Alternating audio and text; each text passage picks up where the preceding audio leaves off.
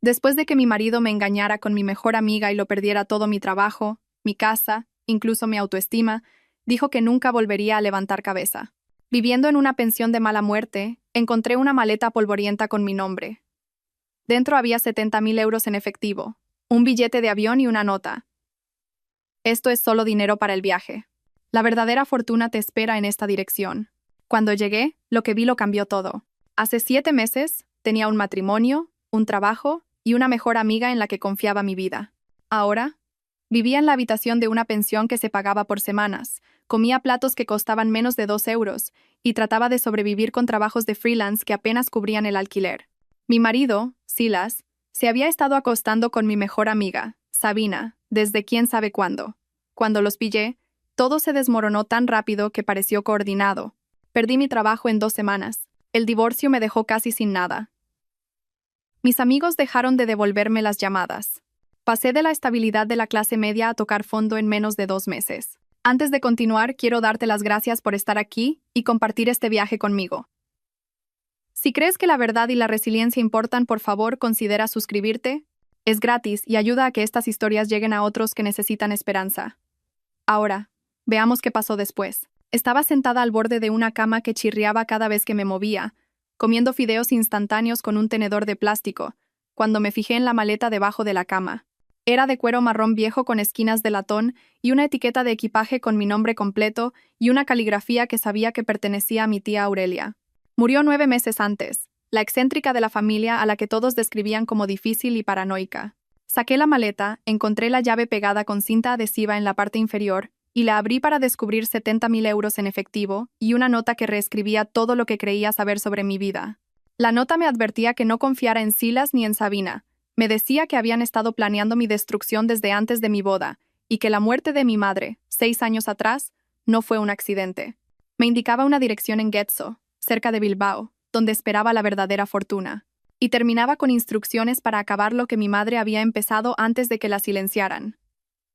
Aurelia había pasado sus últimos años reuniendo pruebas mientras todos la llamaban loca. Ahora me ofrecía una elección: coger el dinero y desaparecer, o usarlo para luchar contra las personas que lo destruyeron todo. Soy Isadora Valdés, y antes de que todo se derrumbara, mi vida parecía lo suficientemente normal como para no cuestionarla nunca. Tenía un piso de 2 habitaciones en un barrio decente de Madrid donde la gente todavía se sabía los nombres. La señora Orozco del Rellano siempre me sonreía cuando me veía. El hombre de mantenimiento aparecía de verdad cuando algo se rompía. El piso no era lujoso. Las paredes eran tan finas que por la noche oía a nuestros vecinos viendo la televisión. Y la alfombra tenía manchas de inquilinos anteriores que no salían por mucho que frotara. Pero Silas y yo habíamos pintado el salón juntos. Pasamos un sábado entero montando muebles de IKEA y colgamos fotos de la boda en la pared, donde la luz de la tarde hacía que todo pareciera más cálido de lo que realmente era. Trabajaba como coordinadora de marketing en Garrigues Asociados, una empresa mediana en el centro que gestionaba campañas para negocios locales, cosas pequeñas, sobre todo estrategias de redes sociales para restaurantes familiares, rediseños de webs para clínicas dentales, marketing por correo electrónico para boutiques que apenas podían permitirse nuestros servicios. No era la carrera que había imaginado cuando me gradué de la universidad con sueños de trabajar para grandes marcas, pero me pagaban 42.000 euros al año más beneficios. Era suficiente para cubrir mi mitad del alquiler y la compra, con un poco de sobra para alguna cena ocasional cuando Silas y yo queríamos fingir que teníamos más dinero del que realmente poseíamos. Mi jefe, Gaspar Garrigues, era profesional pero distante. El tipo de supervisor que elogiaba tu trabajo en las reuniones pero nunca te ascendía. Se acordaba de preguntarte por tu fin de semana, pero nunca escuchaba la respuesta. Llevaba años allí, recibiendo evaluaciones de rendimiento que alababan mi fiabilidad pero que, de alguna manera, nunca se traducían en aumentos o ascensos. Pero no lo cuestionaba. Llegaba cada mañana a las 8:30, preparaba café en la sala de descanso usando la máquina que siempre fallaba, me sentaba en mi escritorio con vistas al aparcamiento y hacía mi trabajo. Se sentía estable, predecible, seguro. Silas trabajaba como consultor de negocios, o eso me decía. Su horario era irregular, de una manera que parecía normal para alguien en su campo. Noches tardías terminando propuestas. Viajes de fin de semana para reunirse con fundadores de startups en Barcelona o Lisboa. Llamadas de conferencia a horas extrañas con clientes en Londres. Llegaba a casa agotado, me besaba en la frente, calentaba las sobras que hubiera en la nevera y se quedaba dormido en el sofá con el portátil aún abierto. Yo lo tapaba con una manta y sentía una extraña mezcla de afecto y soledad. Orgullosa de que trabajara tan duro mientras resentía el poco tiempo que pasábamos juntos. Nos conocimos hace 7 años en una cena organizada por amigos comunes. O al menos eso es lo que siempre había creído. Silas estuvo encantador esa noche. Hizo preguntas sobre mi trabajo y realmente escuchó las respuestas. Hacía chistes ingeniosos sin ser hiriente. Se ofreció a ayudar a recoger después de la cena cuando todos los demás se habían ido al salón. Me pidió el número al final de la noche, y se lo di intentando no parecer demasiado ansiosa. Nuestro noviazgo fue natural y fácil, como si estuviéramos diseñados para encajar. Cenas en restaurantes informales, paseos por la ciudad, mañanas de domingo perezosas leyendo el periódico en la cama. Me pidió matrimonio después de 18 meses, arrodillándose en el Parque del Retiro, el mismo donde tuvimos nuestra tercera cita. Dije que sí sin dudarlo porque no podía imaginar una razón para decir que no. Pero las cosas habían cambiado en los últimos 2 años. Cambios sutiles que noté, pero de los que me convencí a mí misma que eran normales. Silas se volvió más protector con su móvil, inclinando la pantalla cuando yo pasaba, atendiendo llamadas en la otra habitación, dejándolo boca abajo sobre la mesa durante la cena. Se volvió más vago sobre sus proyectos de trabajo, ofreciendo descripciones generales en lugar de las historias detalladas que solía compartir. Buscaba pelea por cosas pequeñas, la forma en que cargaba el lavavajillas, si necesitábamos verduras ecológicas o normales. ¿Cuánto tiempo pasaba hablando con Sabina? Sabina había sido mi mejor amiga desde la universidad, cuando ambas éramos estudiantes sin un duro, compartiendo paquetes de fideos y hablando de los futuros que construiríamos algún día. Fue mi dama de honor, de pie a mi lado con un vestido que habíamos elegido juntas, llorando durante la ceremonia de una manera que me hizo llorar a mí también. Nos ayudó a mudarnos a nuestro piso, subiendo cajas por 3 tramos de escaleras y bromeando sobre cuántas cosas habíamos acumulado. Todos los jueves por la noche durante los últimos 5 años, venía con una botella de vino y nos sentábamos en mi sofá a hablar de todo. Frustraciones laborales, sus últimos desastres amorosos, mis preocupaciones sobre si Silas y yo nos estábamos distanciando. Escuchaba con lo que parecía una simpatía genuina, asintiendo en los momentos adecuados, diciendo cosas como: todos los matrimonios pasan por fases, solo necesitáis reconectar. Me decía la suerte que tenía de haber encontrado a alguien como Silas, que la mayoría de los hombres no eran tan comprensivos o estables, que no debía dar por sentado lo que tenía. Le creí, porque cuestionar a tu mejor amiga es como cuestionar la realidad misma. Si no puedes confiar en la persona que ha estado a tu lado en cada evento importante de tu vida durante más de una década, ¿en quién puedes confiar? Mi madre Leonor había muerto 6 años antes en un accidente de coche una noche de lluvia. Su vehículo se estrelló contra un árbol en una carretera que había recorrido cientos de veces. La policía dijo que iba demasiado rápido, que posiblemente se quedó dormida al volante. Mi tía Aurelia, la hermana mayor de mi madre, insistió en que algo no cuadraba en la historia oficial, pero todos desestimaron sus preocupaciones como el dolor hablando.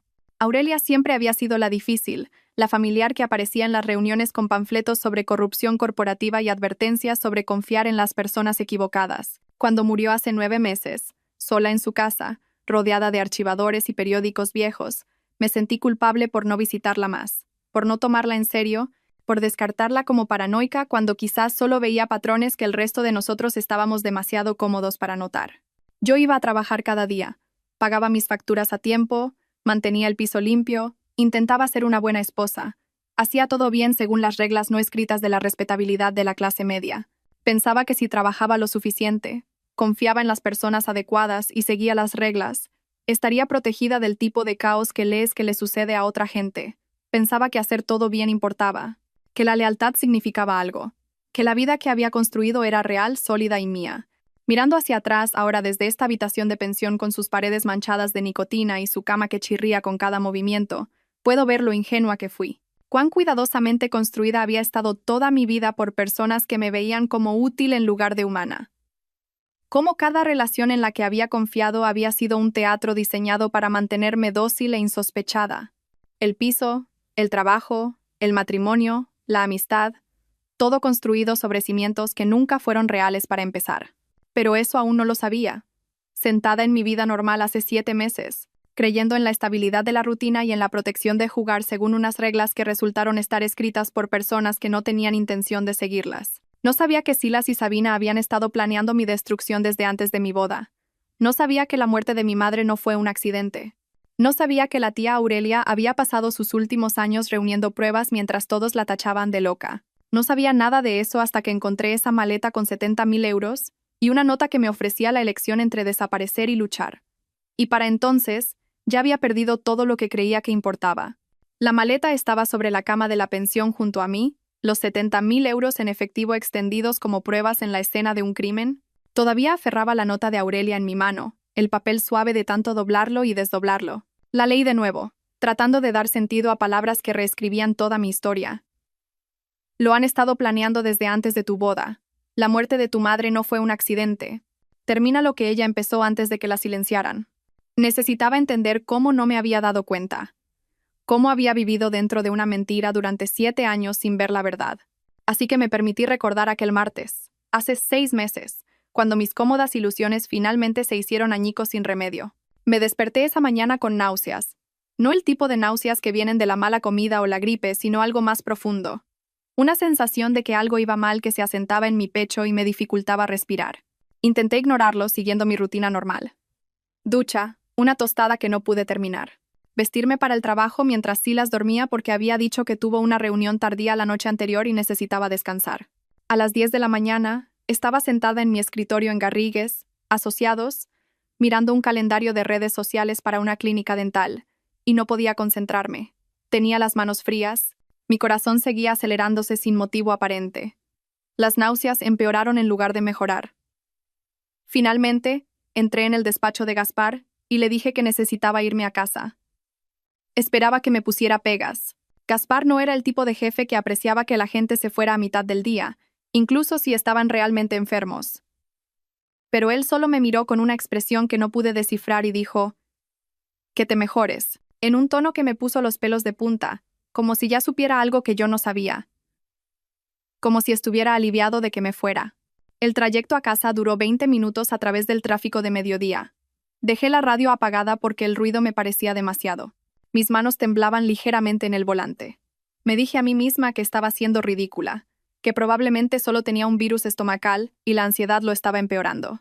Pero el pánico seguía creciendo con cada manzana que recorría.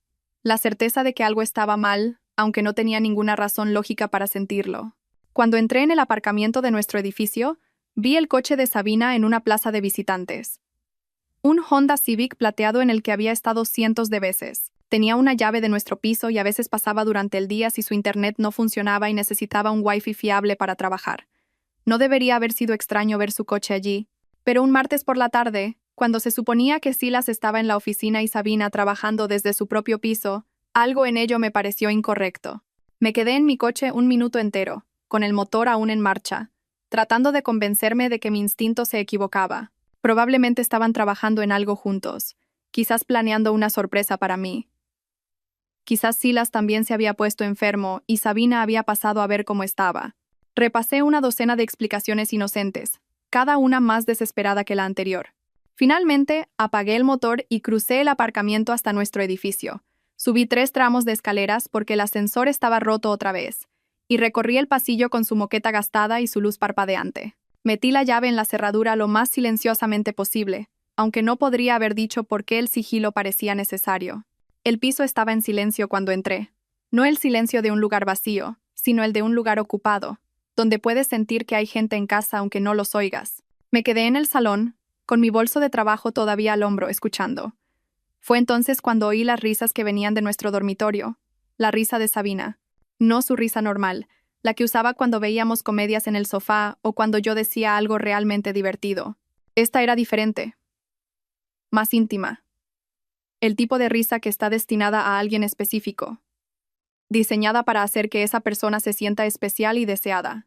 Se la había oído usar antes, años atrás, cuando salía con alguien que le gustaba mucho en la universidad, cuando todos éramos jóvenes y todo parecía menos complicado. Me quedé helada en mi propio salón, mirando la puerta cerrada del dormitorio mientras mi cerebro trabajaba a toda máquina para construir explicaciones que me permitieran seguir creyendo en la vida que creía tener. Quizás estaba hablando por teléfono con alguien. Quizás Silas ni siquiera estaba en casa y ella estaba viendo algo en su portátil. Quizás estaba malinterpretando la situación porque ya me sentía enferma y paranoica, pero lo sabía. En algún lugar, bajo todas las racionalizaciones desesperadas, Ya sabía lo que iba a encontrar cuando abriera esa puerta. Crucé el salón. Cada paso parecía durar 1 hora. No llamé a la puerta. ¿Por qué iba a llamar a la puerta de mi propio dormitorio en mi propio piso? Simplemente giré el pomo y la abrí. Silas y Sabina estaban en mi cama, enredados en las sábanas grises que había lavado 3 días antes, mirándose con el tipo de intimidad que no se desarrolla en una tarde, ni siquiera en una semana. Aquello era territorio familiar para ellos, una rutina cómoda. Cuando me vieron de pie en la puerta, la primera emoción en el rostro de Sabina no fue vergüenza o culpa, fue molestia. Como si fuera yo quien interrumpía algo importante en lugar de descubrir que mi marido y mi mejor amiga me habían estado traicionando sistemáticamente. No se apresuró a cubrirse. No se disculpó. Simplemente me miró con una expresión que decía: ¿por qué estás montando un drama cuando deberías haberlo visto venir? Silas se levantó de la cama y se puso los vaqueros con una eficiencia ensayada que me dijo que no era la primera vez que tenía que vestirse rápidamente en una situación incómoda. Esa comprensión me golpeó más fuerte que el shock inicial de encontrarlos juntos. Esto no fue un error espontáneo, no fue un momento de debilidad o mal juicio. Esto era una rutina para ellos, algo que habían hecho tantas veces que la mecánica se había vuelto fluida y automática. Me miró con una expresión que de alguna manera era peor que la culpa. Era impaciencia mezclada con alivio, como si esta confrontación fuera un inconveniente, pero también algo que había estado esperando porque fingir se había vuelto agotador. Isadora dijo con esa voz tranquila que usaba cuando pensaba que yo estaba siendo irracional: tenemos que hablar de esto como adultos. Esto no es lo que parece. Lo absurdo de esa frase casi me hizo reír. Era exactamente lo que parecía. Pero él estaba allí, en nuestro dormitorio, en medio de ser pillado en la traición más obvia posible, e intentaba manipularme para que cuestionara mis propios ojos, como si yo fuera la que creaba un problema al negarme a aceptar su versión de la realidad. Sabina se incorporó, sujetando la sábana a su alrededor con una modestia que habría sido divertida si no fuera tan insultante. Tuvo el descaro de mirarme con algo parecido a la lástima. No queríamos que te enteraras así, dijo, como si hubiera una buena manera de descubrir que tu marido y tu mejor amiga tienen una aventura. Pero, sinceramente, Isadora, esto se veía venir desde hace mucho tiempo. Tenías que saber que las cosas no funcionaban entre vosotros. La presunción en esa declaración me dejó sin aliento. No solo que se había estado acostando con Silas, sino que pensaba que yo debería haberlo sabido. Que esto era de alguna manera predecible, o incluso culpa mía por no darme cuenta antes. Que su traición estaba justificada porque mi matrimonio tenía problemas que yo había sido demasiado estúpida o ciega para reconocer. Hice la pregunta que sabía que lamentaría hacer. ¿Desde cuándo? Mi voz me sonó extraña. Demasiado tranquila, demasiado distante, como si estuviera preguntando por algo sin importancia en lugar de por la destrucción de toda mi vida. Silas respondió en el mismo tono sin emociones, como si estuviera discutiendo un acuerdo comercial que había llegado a su fin. ¿Importa? El tiempo suficiente para estar seguros de esto. El tiempo suficiente para que fingir fuera más difícil que ser honestos. Esa palabra, fingir, me atravesó peor que todo lo demás. ¿Cuánto tiempo había estado fingiendo amarme? ¿Cuánto tiempo cada beso de despedida había sido una actuación? ¿Cuánto tiempo cada te quiero había sido una mentira? ¿Y cuánto tiempo había estado Sabina sentada en mi sofá cada jueves por la noche, bebiendo mi vino, escuchándome hablar de los problemas de mi matrimonio, ofreciendo consejos diseñados para mantenerme complaciente mientras se acostaba con mi marido el resto de la semana? No grité, no lloré, no tiré cosas ni monté una escena. Simplemente me di la vuelta, volví al salón y empecé a meter ropa en una bolsa de lona que saqué del armario del pasillo. Mi portátil, cargadores, artículos de aseo, las cosas prácticas que necesitas para sobrevivir cuando tu vida implosiona. Silas me siguió, todavía sin camiseta, todavía intentando tener la conversación de adultos que había mencionado, todavía actuando como si esta fuera una situación razonable que podría resolverse con una discusión tranquila y una comunicación madura. Me fui sin decir una palabra más, salí del piso que había ayudado a pagar, conduje hasta el aparcamiento de una cafetería a 5 kilómetros y me senté en mi coche a llorar hasta que no pude respirar bien. Luego llamé a mi prima Elia y le pregunté si podía dormir en su sofá unos días mientras averiguaba qué hacer. Eso fue hace 6 meses. Y ahora, sentada en esta habitación de pensión con la nota de Aurelia y 70,000 euros en efectivo, entendí que aquel martes había sido incluso peor de lo que había pensado. La traición no había sido solo personal. Había sido calculada, planeada, parte de algo más grande que conectaba con la muerte de mi madre y lo que sea que Aurelia había pasado sus últimos años investigando. Habían estado jugando una partida a largo plazo con mi vida como tablero. Y yo había sido demasiado confiada, demasiado ingenua, demasiado desesperada por creer en la estabilidad de la vida normal para ver lo que estaba sucediendo hasta que fue demasiado tarde. Llevaba 5 días viviendo en el sofá de Elia cuando recibí la llamada de Gaspar. Mi prima había sido lo suficientemente amable como para dejarme quedarme en su habitación de invitados después de que me fuera del piso, y yo había estado tratando de mantener una apariencia de normalidad yendo a trabajar todos los días como si nada hubiera cambiado, fingiendo que dormir en casa de otra persona, con todas mis posesiones en una bolsa de lona, era solo un inconveniente temporal en lugar de una señal de que mi vida se estaba desmoronando. Gaspar me pidió que fuera a su despacho el lunes a primera hora. Su voz por teléfono tenía ese tono cuidadoso que la gente usa cuando está a punto de dar malas noticias y quiere parecer compasiva. Me dije a mí misma que probablemente sería sobre un nuevo proyecto de cliente o quizás una evaluación de rendimiento que había sido programada meses atrás. No me permití pensar en la alternativa. Llegué a las 8:15 con ropa que había planchado usando la tabla de Elia porque quería parecer profesional y serena, aunque sentía que apenas me mantenía entera. La puerta del despacho de Gaspar estaba abierta, y me hizo un gesto para que entrara con una expresión que podría haber sido de simpatía o de satisfacción oculta tras una máscara profesional. Isadora dijo, señalando la silla frente a su escritorio. Necesito hablar contigo sobre algunos cambios que van a ocurrir en el departamento. Me senté, con las manos juntas en mi regazo, tratando de mantener mi rostro neutral. Gaspar revolvió unos papeles en su escritorio, sin mirarme a los ojos, y sentí que se me encogía el estómago antes de que empezara a hablar. Estamos reestructurando el departamento de marketing debido a restricciones presupuestarias, dijo, usando ese lenguaje corporativo cuidadoso diseñado para sonar oficial e impersonal. Desafortunadamente, tu puesto va a ser eliminado. Te ofrecemos un paquete de indemnización que debería ayudarte con la transición. Deslizó una carpeta por su escritorio hacia mí. No la toqué. Solo lo miré fijamente, tratando de procesar lo que estaba diciendo mientras mi cerebro gritaba que esto no podía estar pasando. No ahora. No cuando todo lo demás ya se estaba desmoronando. ¿Restricciones presupuestarias? Repetí, oyendo mi propia voz sonar distante y hueca. Acabamos de firmar con 3 clientes nuevos el mes pasado. He visto los informes trimestrales. No tenemos problemas financieros. La expresión de Gaspar no cambió. Estas decisiones se toman a niveles superiores a mi control, Isadora.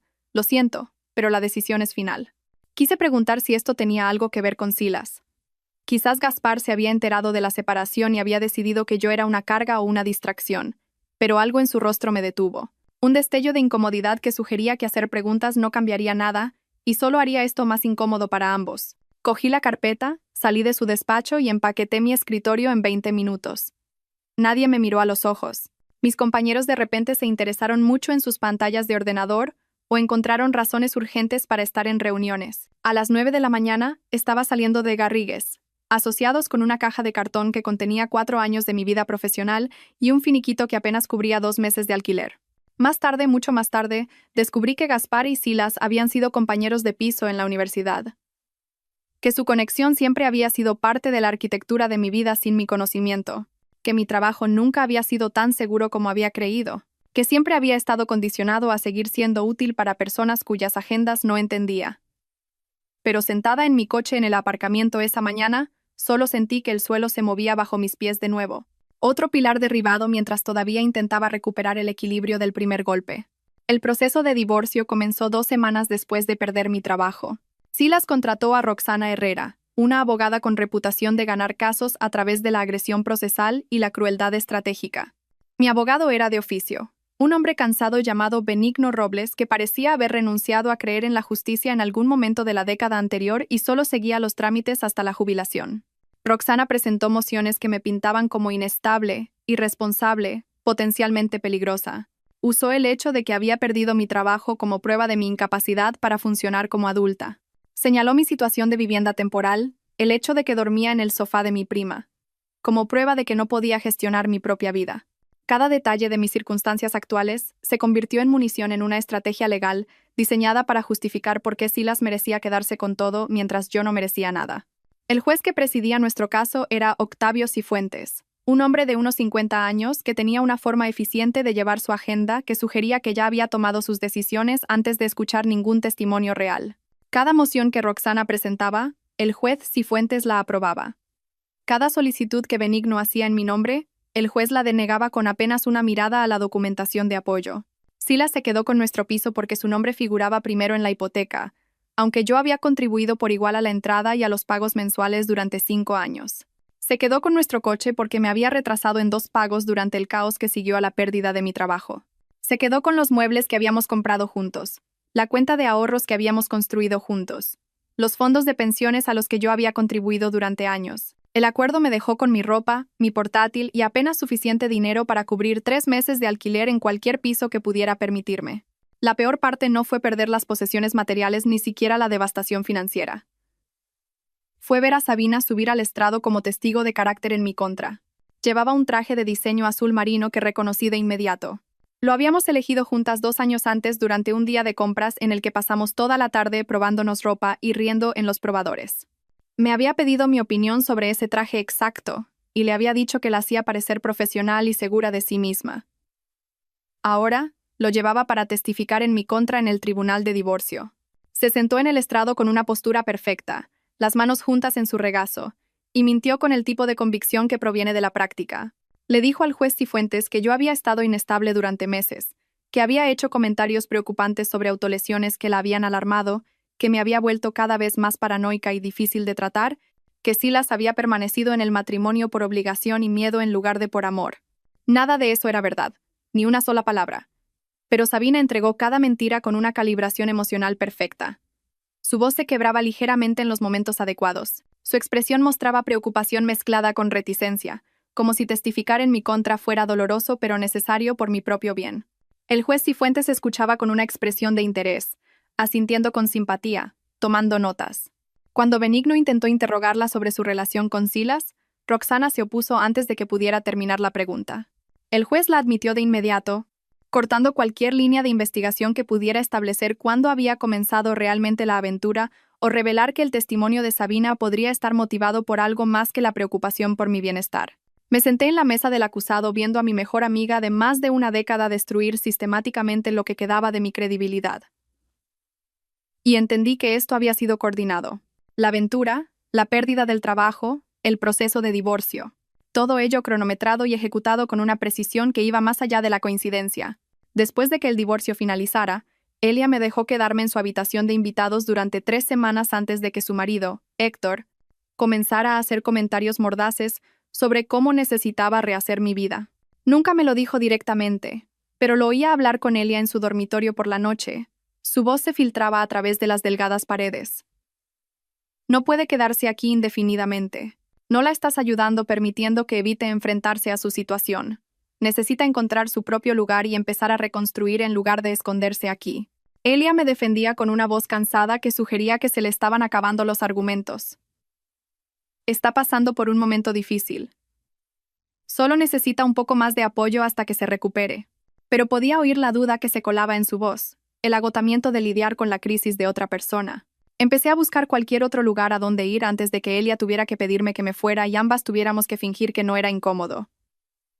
Mi ex colega Iris me ofreció su sofá durante 10 días. Luego decidió que mi presencia traía energía negativa a su espacio y que necesitaba centrarse en su propia salud mental. Una amiga de la universidad dijo que podía quedarme con ella una semana, y luego recordó que tenía visita familiar y necesitaba la habitación de invitados. Otra amiga me dejó dormir en su sofá 5 días antes de que su compañera de piso se quejara de tener a una extraña en su apartamento. Todos eran comprensivos hasta que la simpatía se volvía un inconveniente. Hasta que apoyarme requería un sacrificio real y sostenido en lugar de solo palabras amables y gestos temporales. Entonces, de repente, recordaban compromisos previos, obligaciones familiares, límites personales que significaban que yo debía convertirme en el problema de otra persona. Lo entendía en cierto nivel. Nadie quiere vivir con la crisis de otra persona indefinidamente. Nadie quiere que su hogar se convierta en un refugio para una amiga que no puede enderezar su vida. Pero la rapidez con la que la gente retiraba su apoyo me enseñó algo sobre lo condicionales que son la mayoría de las relaciones. Cuán rápido expira la compasión cuando se vuelve incómoda. Cuando finalmente reuní suficiente dinero de trabajos freelance en redes sociales para pagar una tarifa semanal en la pensión La Encrucijada, se sintió menos como tocar fondo y más como encontrar finalmente un terreno que no se moviera bajo mis pies. Al menos la pensión no pretendía que le importara. Al menos Marga en la recepción no ofrecía consuelo falso o simpatía temporal que se evaporaría cuando me volviera un inconveniente. La habitación 14, se convirtió en mi dirección, mi hogar, el lugar donde finalmente encontraría una maleta con 70.000 euros y una nota que explicaba por qué mi destrucción había sido tan sistemática y tan completa. La habitación 14 de la pensión La Encrucijada se convirtió en mi dirección 3 días después de que la última amiga dejara de devolverme las llamadas. Había reunido 200 euros de trabajos freelance en redes sociales para una panadería local y un negocio de peluquería canina. Ambos pagaban en plazos irregulares que llegaban semanas después de que yo presentara las facturas. La pensión estaba junto a la 42, el tipo de lugar donde la tarifa semanal se mostraba de forma más prominente que la tarifa por noche, y al letrero de la entrada le faltaban letras desde hacía tanto tiempo que ya nadie se molestaba en arreglarlo. La mujer de la recepción tenía una placa con el nombre de Marga y una expresión que sugería que había presenciado este mismo escenario miles de veces. Mujeres solas con bolsas de lona y ojos desesperados pagando tarifas semanales mientras fingían que era algo temporal. No hizo preguntas sobre por qué estaba allí o cuánto tiempo planeaba quedarme. Simplemente cogió mi dinero, me entregó una llave unida a una etiqueta de plástico verde, con el número 14 grabado en cifras doradas desvaídas, y recitó las reglas con una voz monótona que sugería que había dicho esas palabras tantas veces que habían perdido todo significado. La tarifa semanal incluye los gastos. La salida es a las 11 si te vas. No se admiten visitas después de las 10. La lavandería está detrás. Cuesta 3 euros por carga. Las máquinas expendedoras aceptan billetes o monedas. Le di las gracias y llevé mi bolsa de lona a través del aparcamiento hasta una puerta que en algún momento lejano había sido pintada de azul, pero que se había descolorido hasta un tono que no podía decidirse por lo que quería hacer.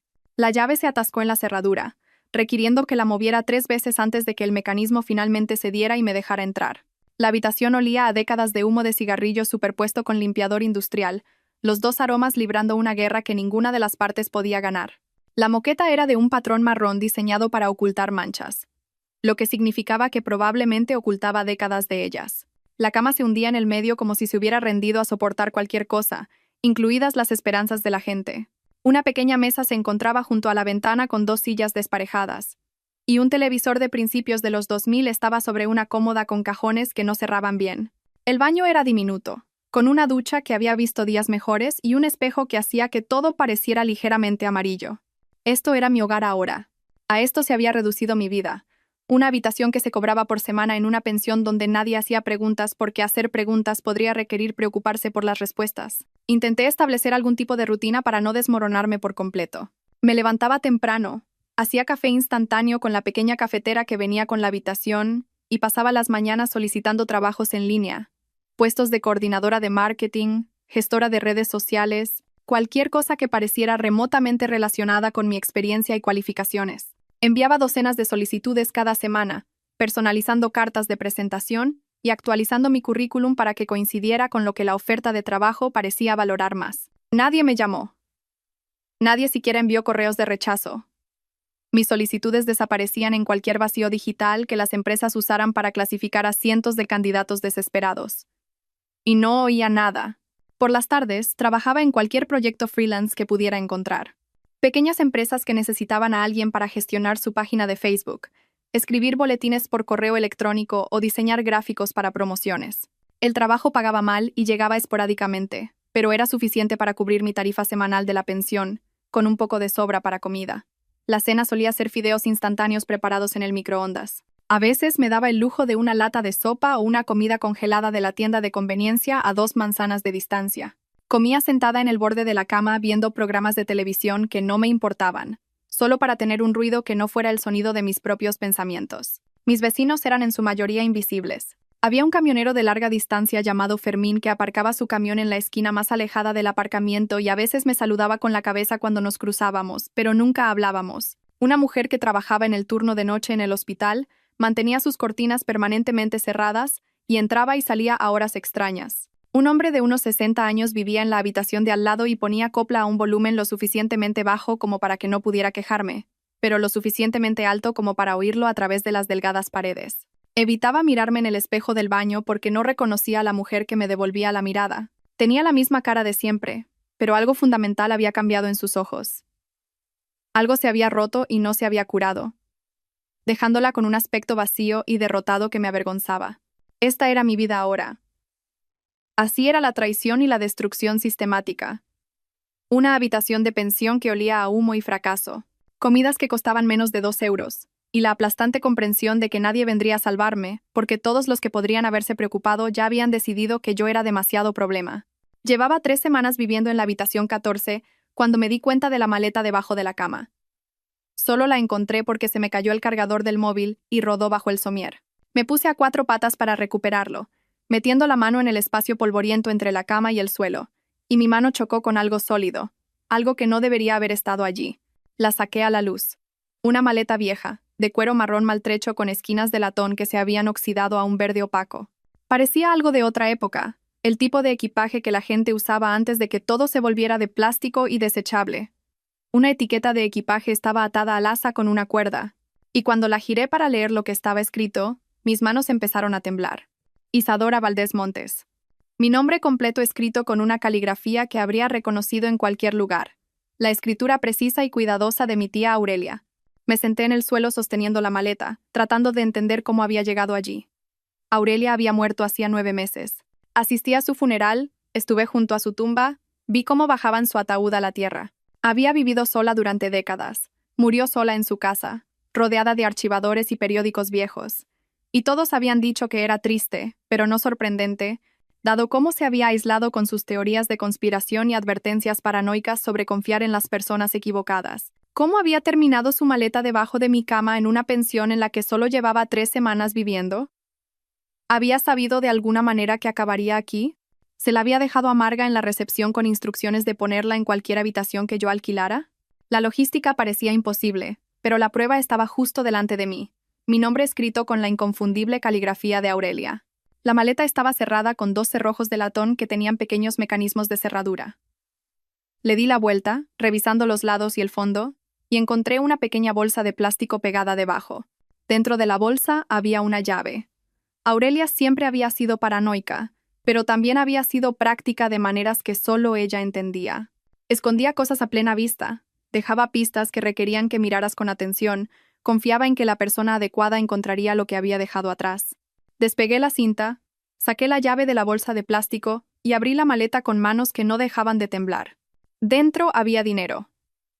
70.000 euros en efectivo, atados con gomas elásticas.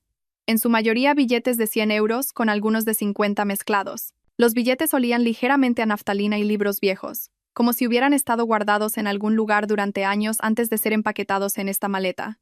Debajo del dinero había un billete de avión impreso en papel que había comenzado a amarillear ligeramente por los bordes. Bilbao, fecha de salida, dentro de 4 días. Y debajo del billete había una nota, escrita a mano en papel de cuaderno amarillo con la caligrafía distintiva de Aurelia. Isadora, esto es solo dinero para el viaje. La verdadera fortuna te espera en esta dirección. No confíes en Silas. No confíes en Sabina. Han estado planeando esto desde antes de tu boda. Termina lo que tu madre empezó antes de que la silenciaran. La verdad es importante. Úsala sabiamente. Leí esas palabras 3 veces, y cada lectura las hacía sentir más imposibles y más ciertas al mismo tiempo. No confíes en Silas. No confíes en Sabina. Han estado planeando esto desde antes de tu boda. Mi madre Leonor había muerto hacía 6 años en lo que todos dijeron que fue un accidente de coche. Tarde en la noche, en una carretera lluviosa. Su coche se estrelló contra un árbol en una ruta que había conducido cientos de veces. El informe policial decía que iba demasiado rápido, que posiblemente se quedó dormida al volante. Un trágico accidente, pero nada sospechoso. Aurelia había insistido en que algo no encajaba. Se había quedado en el funeral, me había apartado durante el velatorio, y me había dicho en un susurro urgente que mi madre había estado investigando un fraude financiero en la compañía farmacéutica donde trabajaba, que su muerte era demasiado conveniente, que el momento no tenía sentido, que tenía que tener cuidado en quién confiaba. Lo descarté como el dolor convirtiéndose en paranoia. Todos lo hicieron. Aurelia siempre veía conspiraciones, siempre advertía sobre la corrupción corporativa, siempre repartía panfletos sobre cosas que nadie más creía que fueran problemas reales. Todos habíamos aprendido a asentir educadamente y cambiar de tema. Ahora, estaba sentada en el suelo de una pensión sosteniendo 70.000 euros en efectivo y una nota que decía que mi tía había tenido razón en todo. Pasé esa noche en la habitación 14, mirando el dinero y la nota, sin poder dormir, sin poder pensar en nada más que en la elección que Aurelia me estaba obligando a tomar. Por la mañana, decidí que no iba a huir. Estaba harta de ser la persona a la que le pasan cosas. Estaba harta de desaparecer mientras las personas que destruyeron mi vida seguían adelante sin consecuencias. Empaqué mi bolsa de lona con las pocas posesiones que importaban. Algo de ropa, mi portátil, los 70,000 euros metidos en una bolsa impermeable. Le dejé una nota amarga en la recepción diciendo que había pagado la semana, pero que no volvería. Me miró con una expresión que podría haber sido de preocupación o de alivio de que su problema de inquilina semanal se estuviera resolviendo solo. Buena suerte, dijo, lo que podría haber significado cualquier cosa. El vuelo a Bilbao salía temprano un jueves por la mañana desde un aeropuerto regional a 40 minutos de distancia. Lo había reservado usando el dinero de Aurelia, y pasé todo el trayecto hasta allí, tratando de no pensar en lo que realmente estaba haciendo. Volar al otro lado del país para seguir las instrucciones de una tía muerta a la que todos habían llamado paranoica. Perseguir una teoría de conspiración que conectaba la infidelidad de mi marido con la muerte de mi madre 6 años atrás. Creer que la destrucción sistemática de mi vida era parte de algo más grande y más calculado que una simple traición. Dicho así, sonaba a locura. Pero la nota de Aurelia estaba en mi bolso. El dinero era real y el billete de avión tenía mi nombre. Locura o no, iba a ir. La aerolínea era una de esas de bajo coste que cobran extra por todo, incluido el derecho a respirar. O al menos así se sintió cuando intentaron hacerme pagar 15 euros por llevar una bolsa de lona que pesaba menos que la mayoría de los niños pequeños. Pagué porque discutir no valía la pena. Y luego pasé 3 horas encajada entre un hombre de negocios con un traje caro que monopolizaba ambos reposabrazos como si hubiera pagado extra por el privilegio, y un universitario que veía videos en su móvil sin auriculares como una especie de sociópata. No dormí. Los asientos estaban diseñados por personas que odiaban activamente la columna vertebral humana. Pero esa no fue la verdadera razón por la que me mantuve despierta. Mi mente no dejaba de dar vueltas a preguntas sin respuestas fáciles. ¿Qué había descubierto mi madre que la hizo lo suficientemente peligrosa como para matarla? ¿Cuán profunda era la implicación de Silas y Sabina? ¿Alguna parte de mi relación con Silas había sido real? ¿O todo había sido una actuación desde el principio? ¿Hubo momentos genuinos mezclados con las mentiras? ¿O cada beso y cada declaración de amor habían sido una manipulación calculada? El hombre de negocios a mi lado seguía mirando la bolsa de lona que sostenía en mi regazo, probablemente preguntándose por qué la abrazaba como si contuviera algo irreemplazable en lugar de guardarla en el compartimento superior como una persona normal. Quise decirle que contenía 70.000 euros, y posiblemente la clave para entender por qué toda mi vida había sido desmantelada sistemáticamente. Pero me limité a mirar por la ventana a la oscuridad salpicada por luces dispersas abajo, ciudades y pueblos llenos de gente, cuyas vidas probablemente tenían sentido para ellos de una manera que la mía ya no lo tenía. Bilbao me recibió con cielos grises, y una lluvia que se sentía diferente a la de Madrid. Más fría, más pesada, el tipo de humedad que se filtra a través de la ropa y se instala en los huesos. Alquilé un coche usando parte del dinero de Aurelia y una tarjeta de crédito que había estado evitando porque probablemente estaba cerca de su límite.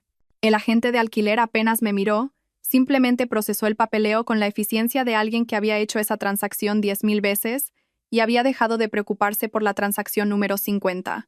La dirección que Aurelia había escrito me llevó fuera de la ciudad hacia Getxo, una zona residencial que se sentía tranquila de una manera que sugería dinero, privacidad y vecinos que se ocupaban de sus propios asuntos. El GPS me guió por calles bordeadas de árboles maduros y casas apartadas de la carretera, cada propiedad manteniendo una distancia educada de sus vecinas. La casa de Aurelia estaba al final de una calle sin salida, una pequeña casa de una planta que parecía haber sido construida en los años 70 y no había sido muy actualizada desde entonces.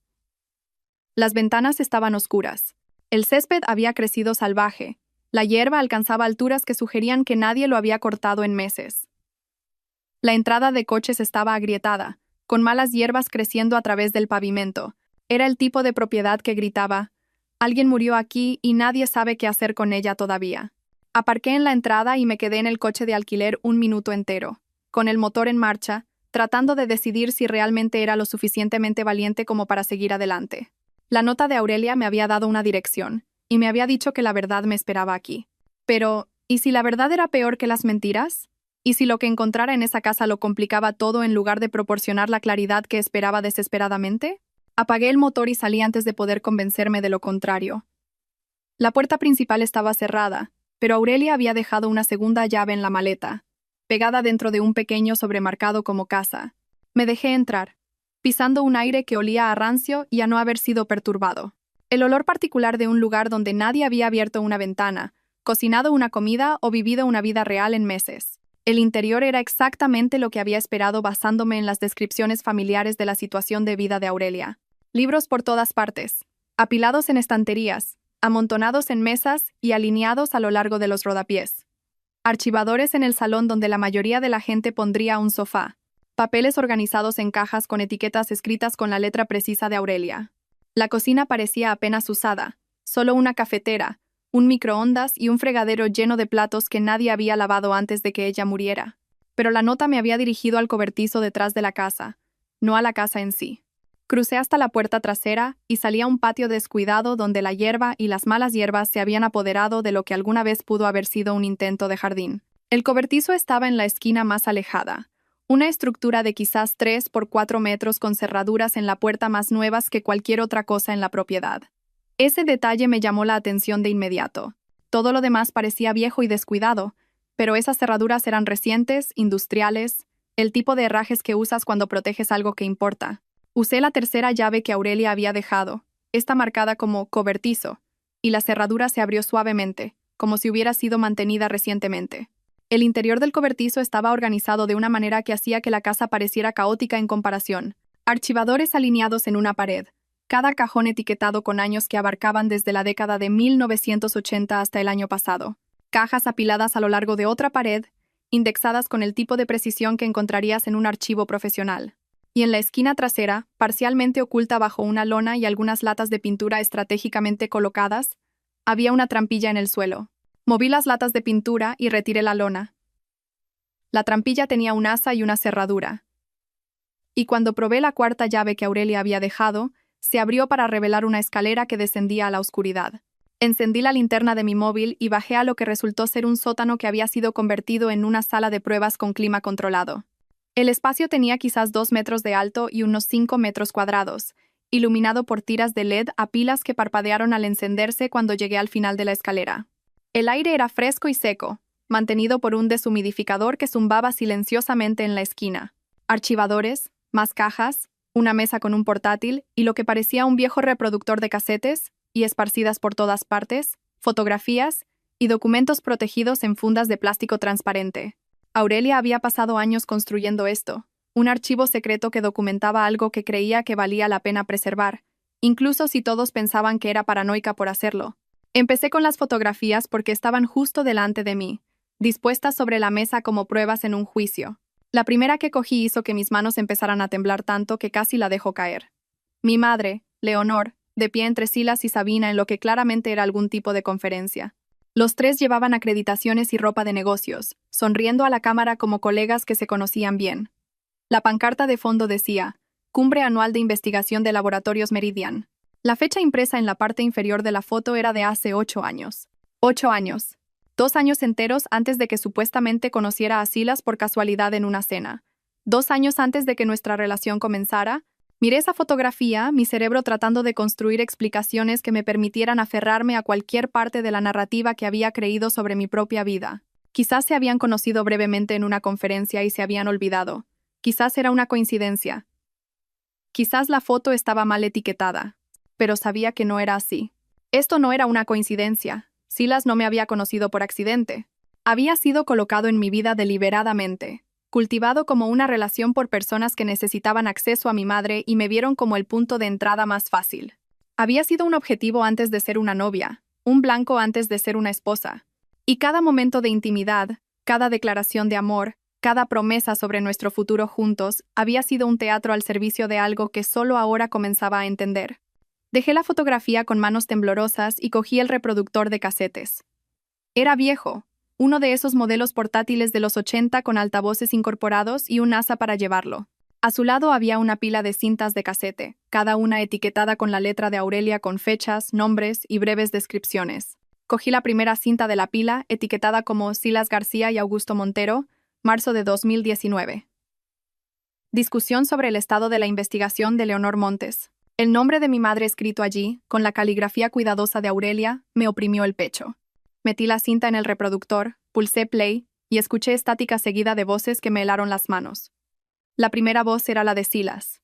Había oído esa voz todos los días durante 7 años. La había oído decirme que me amaba. La había oído hacer promesas sobre nuestro futuro juntos. Ahora la oía hablar de mi madre como si fuera un problema que necesitaba ser resuelto. Leonor se está acercando demasiado, dijo Silas, su tono profesional y completamente desprovisto de emoción. Ha hecho copias de los datos de los ensayos y se ha estado reuniendo con alguien del Ministerio de Sanidad. No sé quién todavía, pero estoy trabajando para averiguarlo a través de Isadora. Una segunda voz respondió, más vieja y autoritaria. Debía ser Augusto Montero. No podemos permitir que esto se haga público. Las aprobaciones que hemos conseguido valen miles de millones. Si expone la manipulación de datos, nos enfrentamos a cargos penales y al fin de la empresa. ¿Puedes contenerla a través de la hija? Lo he intentado, dijo Silas. Pero Leonor no discute detalles del trabajo con Isadora. Es protectora. Cree que mantiene a su hija a salvo no involucrándola en lo que sea que esté investigando. De hecho, está dificultando mi trabajo porque Isadora no sabe nada útil. Entonces tenemos que considerar otras opciones, dijo Augusto, y algo en su tono me heló la sangre. Soluciones más permanentes. No podemos arriesgarlo todo porque a una contable le haya entrado la conciencia. Pausé la cinta porque no podía respirar bien. Estaban discutiendo matar a mi madre, planeándolo como si fuera una decisión de negocios, sopesando opciones y considerando estrategias. Y Silas, el hombre con el que me había casado, el hombre con el que había construido una vida, era parte de esa conversación. Me había estado utilizando para intentar recopilar información sobre lo que mi madre sabía, y cuando eso no funcionó, había participado en la planificación de su asesinato. Me obligué a pulsar play de nuevo. Hay formas de hacer que parezca un accidente, continuó Augusto. Tenemos gente que se especializa en este tipo de problemas. Los accidentes de coche ocurren todo el tiempo, especialmente en noches de lluvia en carreteras peligrosas. Nadie los cuestiona. ¿Y después?, preguntó Silas. Si Leonor muere, Isadora quedará destrozada. Se apoyará en mí, lo que me da más acceso a su vida. Pero también está esa tía, Aurelia. Es paranoica y sospecha de todo. Si Leonor muere, Aurelia empezará a hacer preguntas. Que pregunte, dijo Augusto con desdén. Nadie toma en serio a Aurelia Montes. Lleva décadas gritando que viene el lobo con la corrupción corporativa. Si empieza a afirmar que la muerte de Leonor no fue un accidente, la gente simplemente pensará que está siendo paranoica otra vez. La clave es asegurarse de que no haya nada concreto que pueda encontrar. Limpiamos a fondo. Nos aseguramos de que la investigación del accidente sea manejada por gente de confianza y seguimos adelante. La grabación continuó durante otros 20 minutos, detallando la logística y las contingencias, discutiendo el asesinato de mi madre con el mismo tono que la gente usa para planificar unas vacaciones u organizar un proyecto de trabajo. Cuando finalmente terminó, me senté en el silencio del archivo subterráneo de Aurelia, tratando de procesar lo que acababa de escuchar. Silas no solo había tenido una aventura, había sido un infiltrado desde el principio, posicionado en mi vida específicamente para monitorear la investigación de mi madre sobre Laboratorios Meridian. Me había cortejado, me había pedido matrimonio, se había casado conmigo, todo como parte de una estrategia para obtener acceso a información que pudiera amenazar un esquema de fraude multimillonario. Y cuando usarme no funcionó, cuando mi madre mantuvo su investigación separada de su vida familiar, la habían matado y lo habían hecho parecer un accidente en una noche de lluvia. Encontré más cintas. Conversaciones entre Sabina y alguien llamada Dra. Inés Linares, aparentemente la tía de Sabina y una investigadora senior en Meridian. Estas grabaciones revelaron que a Sabina se le había asignado la tarea de hacerse mi amiga después de la muerte de mi madre para asegurarse de que permaneciera aislada y manejable, para monitorear si mostraba algún signo de investigar lo que realmente había sucedido. Cada noche de vino de los jueves había sido vigilancia. Cada conversación de corazón a corazón había sido recopilación de datos. Toda nuestra amistad había sido fabricada. No sé cuánto tiempo estuve sentada en ese sótano, escuchando grabaciones, leyendo documentos, reconstruyendo el alcance completo de lo que le habían hecho a mi madre y a mí. Horas, quizás lo suficiente como para que me doliera la espalda de estar sentada en el suelo de hormigón y me ardieran los ojos de leer bajo la luz LED. Finalmente, encontré el portátil que Aurelia había dejado. Estaba enchufado a una regleta. Su batería mostraba carga completa. Una nota pegada a la pantalla decía: reproduce esto primero. Con una flecha apuntando a un archivo de video en el escritorio etiquetado, para Isadora. Abrí el archivo y el rostro de Aurelia llenó la pantalla. Se veía exactamente como la recordaba de la última vez que la vi en una fiesta familiar hace 2 años, aunque visiblemente enferma. Su rostro estaba demacrado, sus manos temblaban ligeramente mientras ajustaba la cámara, pero sus ojos eran agudos y enfocados. Llevaba una chaqueta de punto que reconocí.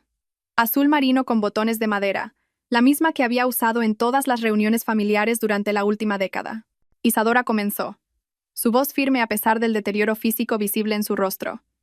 Si estás viendo esto, significa que estoy muerta y has encontrado mi archivo, lo que significa que probablemente estés enfadada, confundida y preguntándote por qué no te conté nada de esto mientras estaba viva. Hizo una pausa para beber un sorbo de agua de una botella que estaba justo fuera de cámara. La respuesta es que lo intenté. Te advertí sobre Silas en tu fiesta de compromiso. Te aparté y te dije que tuvieras cuidado, que algo en él no me cuadraba. Te dije que observaras cómo se comportaba Sabina a su alrededor, que prestaras atención a las pequeñas cosas que no encajaban. Pensaste que estaba siendo paranoica. Dijiste que veía conspiraciones por todas partes y que necesitabas que te dejara vivir tu propia vida sin interferencias. La expresión de Aurelia se suavizó ligeramente, y no te culpo por eso. Había pasado décadas siendo el miembro de la familia que todos describían como difícil y excéntrico.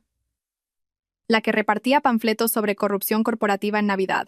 La que advertía sobre confiar en personas con sonrisas perfectas y explicaciones convenientes. Para cuando intenté advertirte sobre Silas, ya habías aprendido a descartar todo lo que decía como paranoia. Ajustó ligeramente el ángulo de la cámara, inclinándose hacia adelante. Tu madre, Leonor, fue mi mejor amiga mucho antes de ser tu madre. Crecimos protegiéndonos la una a la otra.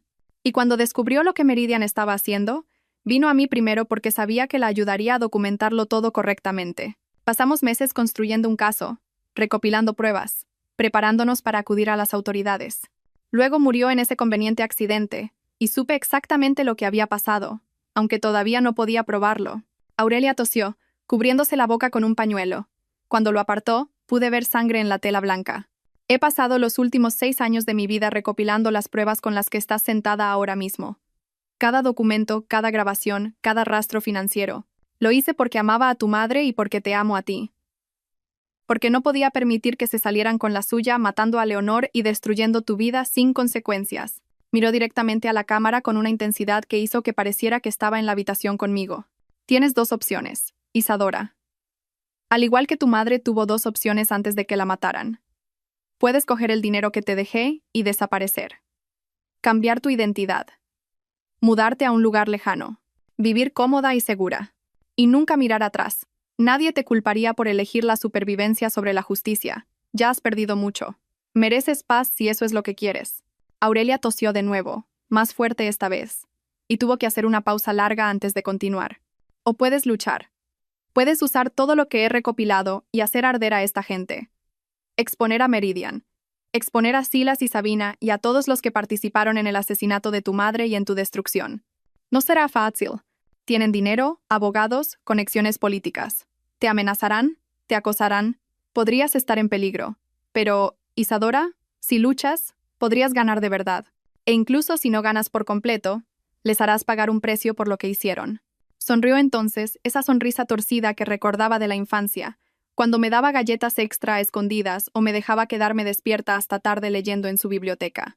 De cualquier manera tendrás una historia que valga la pena contar. Tu madre estaría orgullosa de ti, sin importar lo que elijas. Pero creo que ambas sabemos qué elección te permite dormir por la noche. La expresión de Aurelia se volvió seria de nuevo. Te quiero, Isadora, no dejes que ganen. Alcanzó algo fuera de cámara, luego volvió a mirar a la pantalla. Ah, y hay una cosa más que no he mencionado en los materiales escritos. Cuenta número 7743 de la Caja Rural del Norte. La contraseña es el número de empleada de tu madre en Meridian. Esa es la verdadera fortuna.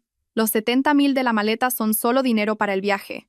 Usa lo que hay en esa cuenta para luchar o para huir. Pero, por el amor de Dios, úsalo. El video terminó con Aurelia extendiendo la mano hacia la cámara. Y luego la pantalla se quedó en negro. Me quedé mirando la pantalla en blanco durante mucho tiempo antes de sacar mi móvil y buscar el número de teléfono de la Caja Rural del Norte. La llamada a la Caja Rural del Norte me llevó 45 minutos de navegar por menús automáticos antes de que finalmente llegara a un ser humano. Les di el número de cuenta que Aurelia había mencionado, y la representante se quedó en silencio el tiempo suficiente para que pensara que la llamada se había cortado. Señora, dijo finalmente, su voz de repente mucho más profesional, voy a tener que transferirla a nuestra división de gestión de patrimonios. Por favor, espere. La música de espera era un piano clásico que sonaba como si se estuviera tocando bajo el agua. Después de lo que pareció una eternidad, Una mujer llamada Adela se puso al teléfono y me pidió que verificara mi identidad usando el número de empleada de mi madre como contraseña. Cuando le di los números, hizo una pausa por un momento antes de explicar con un lenguaje cuidadoso que Aurelia había establecido un fideicomiso a mi nombre. El fideicomiso contiene carteras de acciones, propiedades inmobiliarias y derechos de propiedad intelectual que su madre aseguró antes de su muerte, dijo Adela. El valor total es de aproximadamente 14 millones de euros. Estructurado para protegerlo de desafíos legales y asegurar que solo usted pueda acceder a él. 14 millones de euros. Las palabras no sonaban reales. Sonaban como el diálogo de una película sobre la vida de otra persona, no la mía. Estaba sentada en el archivo subterráneo de una mujer muerta, rodeada de pruebas de conspiración y asesinato, y ahora me decían que tenía acceso a más dinero del que podía comprender adecuadamente. Aurelia había pasado 6 años no solo recopilando pruebas, sino construyendo una base financiera que me permitiría luchar sin ser destruida por los honorarios legales y las interminables batallas judiciales. Había envuelto la justicia como un regalo, y la había dejado con suficientes recursos para conseguirla de verdad. Elegí luchar. Usando la información de contacto que Aurelia había dejado en sus archivos, llamé a la agente Vega Torres de la UDEF, Unidad de Delincuencia Económica y Fiscal, de la Policía Nacional. Respondió al tercer tono, con un tono que sugería que estaba ocupada y no tenía tiempo para lo que fuera que yo llamara. Torres. Mi nombre es Isadora Valdés, dije, oyendo mi propia voz temblar ligeramente. Mi tía Aurelia Montes me dejó información sobre un caso que creo que han estado tratando de construir sobre Laboratorios Meridian. El silencio al otro lado duró lo suficiente como para que revisara mi móvil para asegurarme de que la llamada no se había cortado. ¿Dónde está ahora mismo?, preguntó Vega, su tono completamente cambiado. En Getxo, en la propiedad de mi tía. No se mueva. Voy hacia allí. No hable con nadie más sobre esto. No toque nada más. Y lo que sea que Aurelia le dejara, espéreme. Estaré allí en 40 minutos. Colgó antes de que pudiera responder. Vega llegó en 35 minutos, lo que sugería que había conducido más rápido de lo que probablemente era legal. Tenía unos 40 y tantos años, con canas en su pelo oscuro recogido en una práctica coleta, vestía vaqueros y una americana con una placa de policía prendida en el cinturón. Me miró de pie en el jardín descuidado de Aurelia con una expresión que era en parte escepticismo y en parte esperanza. Muéstremelo, dijo. La llevé al cobertizo. Bajamos la escalera hasta el archivo subterráneo y observé cómo cambiaba su rostro mientras asimilaba los archivadores, las cajas, la documentación organizada de 6 años de investigación. Se puso guantes de látex antes de tocar nada, sacando archivos y leyendo con una intensidad que me hizo entender por qué Aurelia había confiado en ella. Su tía era o la investigadora más meticulosa que he conocido o era completamente brillante, dijo Vega después de unos 20 minutos de revisar documentos. Probablemente ambas cosas. Esto es suficiente para abrir una investigación federal. Estamos hablando de cargos de conspiración, fraude, posiblemente asesinatos, y podemos probar que el accidente de coche fue arreglado. Isadora, me acaba de entregar un caso que podría derribar a una importante compañía farmacéutica. La investigación que siguió se movió con una lentitud burocrática que Vega me aseguró que era normal cuando se construían casos contra corporaciones con miles de millones en activos y ejércitos de abogados. Se tuvieron que redactar citaciones, revisarlas, aprobarlas por jueces. Los registros bancarios necesitaban ser congelados, lo que requería órdenes judiciales, lo que requería una causa probable, lo que requería más papeleo del que yo creía que existía.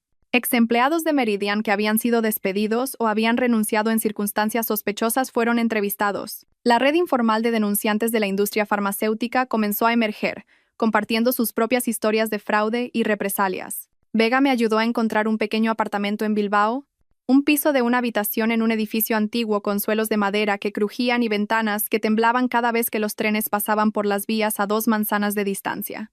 Era infinitamente mejor que la habitación 14 de la pensión La Encrucijada, pero lo mantuve modesto porque no quería sentir que estaba gastando recursos que deberían reservarse para la batalla legal que se avecinaba. Usé dinero del fideicomiso de Aurelia para pagar el alquiler y comprar comida, viviendo de forma sencilla mientras la investigación avanzaba. Me reunía con los fiscales cada pocas semanas. Tenían preguntas detalladas sobre cada prueba que Aurelia había recopilado, pidiéndome que explicara cronologías, relaciones y conversaciones que había oído años atrás y que no había entendido que fueran significativas en ese momento. Querían saber sobre el horario de Silas, sobre las visitas de Sabina, sobre el comportamiento de mi madre en los meses previos a su muerte. Respondía todo lo más exhaustivamente que pude, viéndolos tomar notas e intercambiar miradas que sugerían que estaban construyendo algo sustancial. Vega llamaba periódicamente con actualizaciones que consistían principalmente en «estamos progresando y no hable con nadie sobre esto». Es lo que dicen los agentes federales cuando no pueden compartir detalles pero quieren que sepas que no te han olvidado. La espera fue más difícil que cualquier cosa que hubiera venido antes. Había entregado todo lo que Aurelia había recopilado, y ahora simplemente existía en un limbo, esperando que la maquinaria de la justicia realmente funcionara por una vez en lugar de triturar a personas inocentes y escupirlas como estadísticas. Meses después de mi primer encuentro con Vega en el archivo subterráneo de Aurelia, las cosas comenzaron a suceder con una velocidad que sugería que el gobierno finalmente había acumulado suficientes pruebas para avanzar con confianza. Comenzó un miércoles por la mañana a principios de primavera. La sede de Laboratorios Meridian en Madrid fue registrada por agentes federales que sacaron cajas de un reluciente edificio de cristal que parecía un monumento al éxito corporativo. Las imágenes aparecieron en las noticias nacionales, mostrando a los empleados en el aparcamiento con aspecto confundido y asustado mientras agentes con chalecos de la Policía Nacional desmantelaban metódicamente lo que parecía un imperio intocable. Augusto Montero, el director general cuya voz había oído en las grabaciones de Aurelia discutiendo el asesinato de mi madre como si fuera un inconveniente menor, fue arrestado en su casa. Las cámaras de noticias captaron imágenes de él siendo sacado esposado, pasando junto a sus vecinos, junto a periodistas que gritaban preguntas que no respondió, pasando junto a una vida que se había construido sobre el fraude y ahora se derrumbaba en tiempo real. Vega me llamó esa tarde para decirme que Silas había sido arrestado en su oficina en una startup tecnológica donde había estado trabajando desde el divorcio. Vi las imágenes en el telediario local esa noche, rebobinándolas varias veces porque, al parecer, he desarrollado mecanismos de afrontamiento poco saludables en torno a presenciar el karma manifestarse en esposas y paseillos de detenidos. Silas mantuvo la compostura. No habló con los periodistas. Caminó con la cabeza alta como si estuviera soportando un inconveniente menor en lugar de ser arrestado por conspiración para cometer asesinato y fraude. Pero pude ver algo en sus ojos que parecía miedo mezclado con incredulidad, como si realmente pensara que era intocable, y solo ahora se diera cuenta de lo equivocado que estaba. Sabina fue arrestada 2 días después en una cafetería de Barcelona, donde aparentemente se había mudado después del divorcio.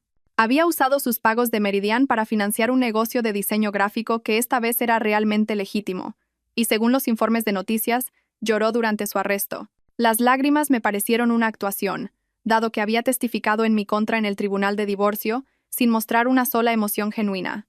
Su abogada emitió un comunicado afirmando que había sido manipulada por Silas y que no tenía idea del alcance de la conspiración, que ella misma era una víctima que había sido aprovechada por personas más poderosas. Pero yo había oído las grabaciones de sus conversaciones con la Dra. Inés Linares. Había leído los documentos que mostraban los pagos realizados específicamente para mantener su amistad conmigo como una operación de vigilancia. Sabina no había sido una víctima. Había sido una participante voluntaria que había cultivado nuestra amistad deliberadamente para asegurarse de que yo permaneciera aislada y manejable después de la muerte de mi madre. Cada noche de vino de los jueves había sido vigilancia. Cada conversación en la que me había animado a confiar en Silas, a ignorar mis instintos, a creer que los problemas de mi matrimonio eran normales, había sido una manipulación calculada. La traición de Sabina me dolió más que la de Silas en algunos aspectos. Yo había elegido casarme con Silas, pero a Sabina me la habían asignado sin mi conocimiento ni consentimiento. Toda nuestra amistad había sido fabricada desde el principio. Luego llegaron las noticias sobre el juez Octavio Cifuentes. Renunció a su cargo con una declaración sobre querer pasar más tiempo con la familia, que es lo que dicen los funcionarios corruptos cuando esperan que la renuncia evite un proceso penal. No funcionó. Fue imputado 3 semanas después por aceptar sobornos y manipular procedimientos judiciales. Los documentos que Aurelia había recopilado mostraban que había comprado una casa de vacaciones a través de un fideicomiso que se remontaba a Meridian, que había estado fallando a favor de los intereses corporativos durante años a cambio de pagos disfrazados de honorarios de consultoría. Cada caso que había presidido en la última década fue revisado. Mi caso de divorcio fue uno de los primeros, y un nuevo juez tardó 15 minutos en determinar que el fallo original se había basado en testimonios fabricados y procedimientos sesgados. Todo lo que Cifuentes había decidido fue anulado, borrado como si nunca hubiera sucedido. Vega me llamó el día en que se completó la revisión de mi caso. Tu matrimonio con Silas va a ser anulado en lugar de finalizado como divorcio, dijo. Los tribunales lo declaran inválido desde el principio debido al fraude. También vas a recibir una disculpa formal del sistema judicial por si sirve de algo. Sirvió de algo, no lo suficiente para deshacer el daño o borrar los meses de sufrimiento, pero algo era algo. La disculpa formal del sistema judicial llegó como una carta en papel oficial del tribunal firmada por 3 jueces, incluido el que había revisado mi caso. Reconocía que había sido sometida a procedimientos que estaban fundamentalmente comprometidos por la corrupción y el testimonio fabricado. Expresaba su pesar por el daño causado por un sistema que no había logrado protegerme del fraude coordinado. Eran 2 páginas de lenguaje legal cuidadoso que intentaban transmitir remordimiento sin admitir una responsabilidad que pudiera abrir los tribunales a más demandas. La leí una vez y la archivé con todos los demás documentos que marcaban la destrucción y la lenta reconstrucción de mi vida. La disculpa no deshizo los meses que pasé durmiendo en sofás y en habitaciones de pensión. No borró el trauma de ver a mi mejor amiga testificar en mi contra con mentiras, ni la humillación de perderlo todo porque un juez había sido comprado. Pero fue un reconocimiento oficial de que lo que se me había hecho estaba mal. Los juicios comenzaron 6 meses después de los arrestos y se extendieron durante 1 año y medio. Vega me había advertido que los casos tan complejos se movían lentamente, que construir procesos contra múltiples acusados con actividades criminales interconectadas requería paciencia y una atención meticulosa a los detalles procesales. Tenía razón. El proceso legal avanzó con el tipo de minuciosidad burocrática que hace que los glaciares parezcan rápidos en comparación. Augusto Montero fue a juicio primero. Su caso se convirtió en un espectáculo mediático que dominó los informativos durante semanas.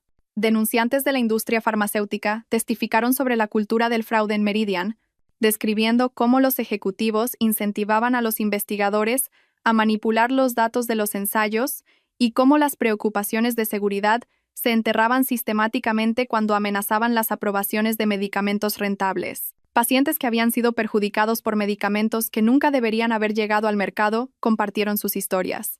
Una mujer cuya hija había muerto por complicaciones relacionadas con un medicamento que Meridian había aprobado apresuradamente con datos de seguridad falsificados, habló durante 20 minutos sobre ver sufrir a su hija. Contables forenses explicaron los rastros de dinero que conectaban las bonificaciones de los ejecutivos directamente con las aprobaciones fraudulentas, mostrando cómo Augusto Montero se había beneficiado personalmente de cada medicamento peligroso que la compañía sacaba al mercado. El jurado deliberó durante 6 días. Cuando regresaron con veredictos de culpabilidad en 17 cargos, incluidos fraude, conspiración, soborno y delito contra la salud pública, Augusto Montero no mostró ninguna emoción visible. Se puso de pie mientras el juez leía la sentencia: 23 años en una prisión federal y la confiscación de aproximadamente 40 millones de euros en activos. Tenía 62 años, lo que significaba que probablemente pasaría el resto de su vida encarcelado. Vi la sentencia desde la galería, sentado en la última fila donde podía observar sin ser notada. Cuando el juez terminó de leer la sentencia y los alguaciles se llevaron a Augusto Montero esposado, sentí algo que no era exactamente satisfacción ni era exactamente cierre. Era más como ver una larga ecuación matemática finalmente equilibrarse, todas las variables cayendo en sus lugares correctos después de años de errores de cálculo deliberados. El juicio de Silas fue más pequeño y silencioso, sin la atención mediática que había rodeado a Augusto Montero, pero fue más personal para mí.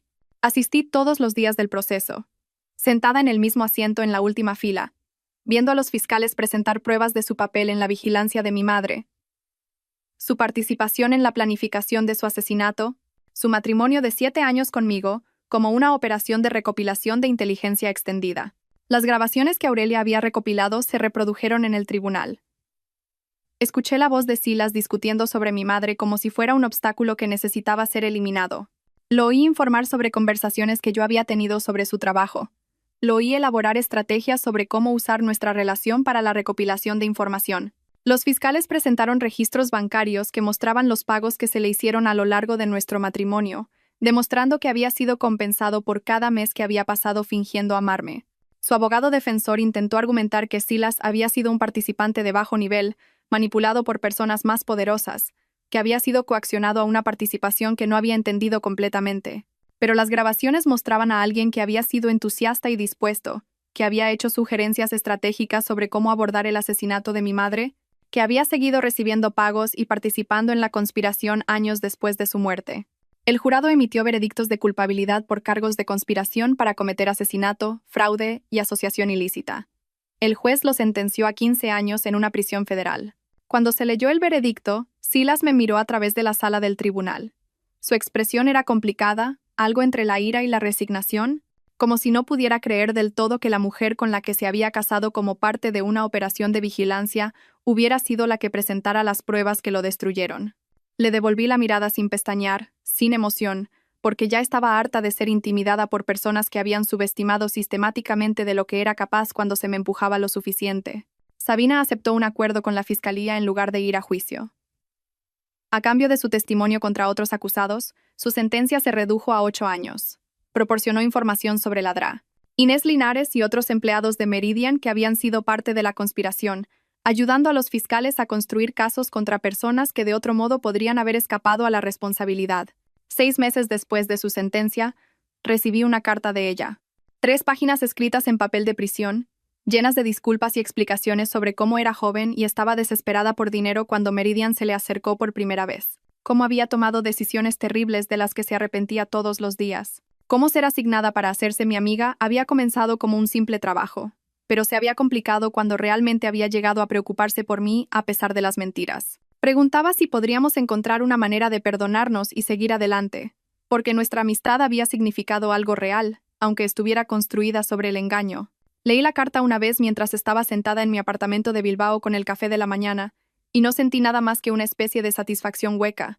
La carta era una autojustificación disfrazada con el lenguaje del remordimiento, tratando de reescribir la historia para que Sabina pudiera verse a sí misma como una víctima de las circunstancias en lugar de una participante activa en la destrucción de la vida de otra persona.